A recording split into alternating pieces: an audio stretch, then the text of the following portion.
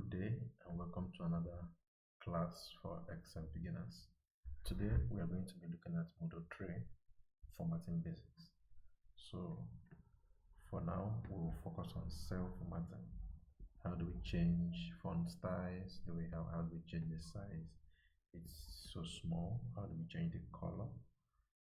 Align text, match cells, and the rest of them. So let's look at a typical table that we did. I think the one we practiced with the last time.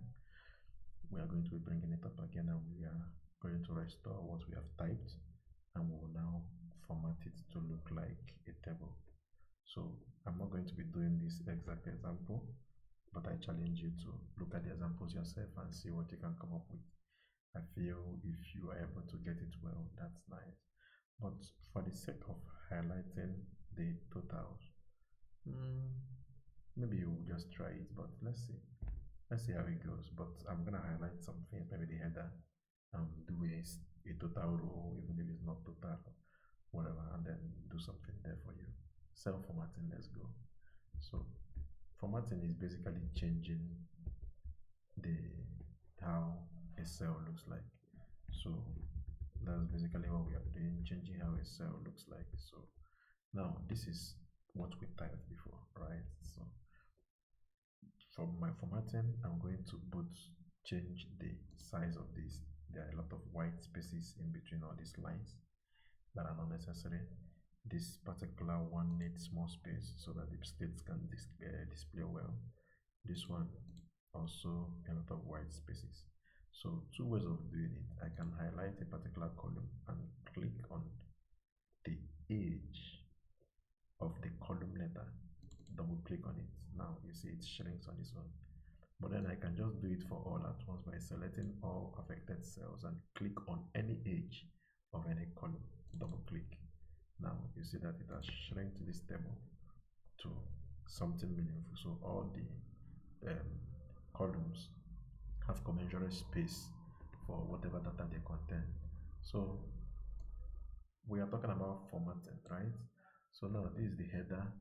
I want it to be pronounced. I can use Control B for bold. Now I can use Control E. Okay, sorry. Let's use this. Align it to the center, right? Control E aligns to the center in Microsoft Word, but it doesn't work the same way here. Now, I'm talking about the table, and the lines in between the cells are not well pronounced, so I can as well decide to fix in lines in all the borders, right? So it's becoming clearer, right? But now I want to do some aesthetics. I want to have thicker outside borders. I want my borders thick outside borders. I want to differentiate the header from every other place. So it's all aesthetics now. You see that there is a thick border surrounding the header row. Yeah, the header row differentiating from every other row, right? So we can go as far as saying let's paint all the columns that has male. We can decide to paint them or give them a color. What is a feminine color now? Okay, masculine color rather, when we get there. So how did I select in between these? I'm going to do it again. So I just click and hold down and drag it across wherever I want to drag it to. Now come here. If I want to select from here, now I have to hold my control key, click and hold down, and also drag it across. So I now leave my control key. So now let's look for what we are going to paint that cell. I don't know whether males like blue, but let's just use blue. I think blue goes more with male. Now, and we say we want all the column that has female in it to be maybe yellowish. I'm also holding down the control key to select like in between spaces, not just places that are close to each other. So I click on that drop down color, and then I use maybe let's say yellow, right? Now the table is becoming interesting. You can just see that it's going to be easier for you to know who is a male and who is a female, right? So that's basics of formatting. I can maybe it's too small, I want to increase the size, I can select all.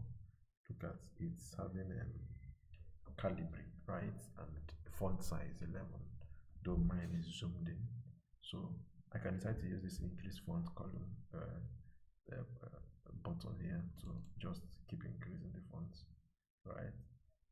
Yeah, don't mind that it is like this. You can also always do this as we said to realign the table. Now you see it's a bit bigger. Let me zoom out so that we can see all. Yeah, okay. So I can also decide to change the font. Maybe I don't like Calibri, right? So I can decide to maybe use whatever it is I find there. I don't even know what this one apathy. It looks so, well, let's use that. You see, it's a bit different now, right? It's a bit different. So let's stick to this. So we have talked about how to change the fonts. So look at the font panel. You select whatever font you want to change. Let's even assume that we want all the male to have a particular font, all right, and all the female to have a different font. So you just to come here, when you highlight all the males, you come and you select whatever font, and you give male area, but it doesn't really make sense this way, right? Two different fonts in a particular table. So what actually works is one font. Let me use color to differentiate and the rest of them. So I'm going to undo this because it's not appealing to my eye. So I'm going to undo this. Yeah. What else? We have talked about how to change the font, how to change the font size, and then the colors. Now, yeah, font style, sizes, and colors. So how do we align text? Now, Excel actually does this automatically for us, but in some cases, we may want something different. So let me space this out a little, especially for this. Let me just permit me. Let me space this out a little. Let me give it more space. I have my reasons so that you can see clearly here. I'm going to also space age a little, and I'm going to space this serial number a little. Now let's say automatically Excel aligns these numbers to be by the right to your right hand side, but we can decide to realign it to the left. Maybe you click here, right? It aligns to the left for whatever reasons. Maybe that's what you want to achieve. You can decide to align it to the center, which can even make more sense, right? So the same thing applies even to the age, right? You can decide where you want to keep it, to the center, to the right, or sorry, to the left or to the right. So I'm going to give this to the center. The same thing applies to the names and locations. So you can decide to keep these in the center. You can decide to keep it in the right, or you can decide to keep it in the left. But for me, I think left works better, right? So this is how to align that. It's the buttons are already here. We talked about toolbars before, right? So, but now we are seeing how to use some of the things that are in the toolbar. You can also underline, right? So these are already selected. So let's say we want to underline. You can click on the underline function. It's a table, but you can see if you look closely. Let's zoom in. You see that they are underlined, right? They are underlined. So, but we don't really need them to be underlined, right? It's just for the test sake, so or for the practice sake. So we are going to remove that too. And underlining have different you can do the double style. So you can do the double style.